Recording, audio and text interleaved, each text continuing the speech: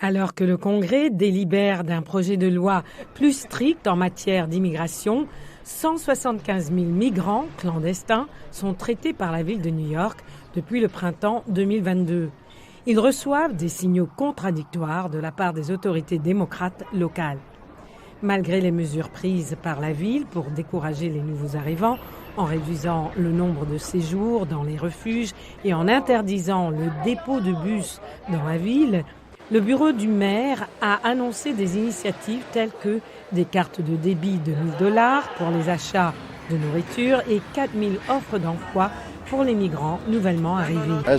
Ils nous aident beaucoup les immigrés. Ils nous donnent de la nourriture, des vêtements pour l'hiver. Ils nous donnent la possibilité de faire étudier nos enfants à l'école. Cet institut pour commencer à faire les papiers pour pouvoir travailler. Il y a des gens très bien ici, des gens qui nous aident. Nous voyons même une aide qui n'existe pas dans notre pays d'origine. Alors que les migrants continuent de partager leurs expériences positives avec ceux qui sont restés dans les pays d'origine, ce qui encourage d'autres à vouloir se rendre à New York, le maire cherche des solutions auprès du Congrès, affirmant que ce problème a dépassé le cadre local. C'est un problème national. Chicago, Boston, Houston, Washington. Le gouvernement national doit résoudre ce problème et les défis auxquels nous sommes confrontés.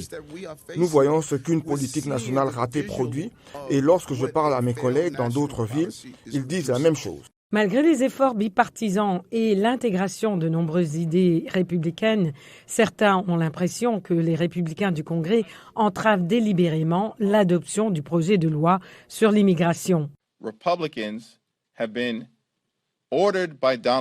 Les républicains ont reçu l'ordre de Donald Trump de ne pas résoudre les problèmes à la frontière, mais de continuer à jouer des jeux politiques parce qu'ils veulent utiliser la frontière comme un jeu électoral en novembre, et cela va se retourner contre eux. Mais les républicains ne sont pas d'accord, attribuant le problème au président démocrate, affirmant qu'il a eu près de 4 ans pour le résoudre.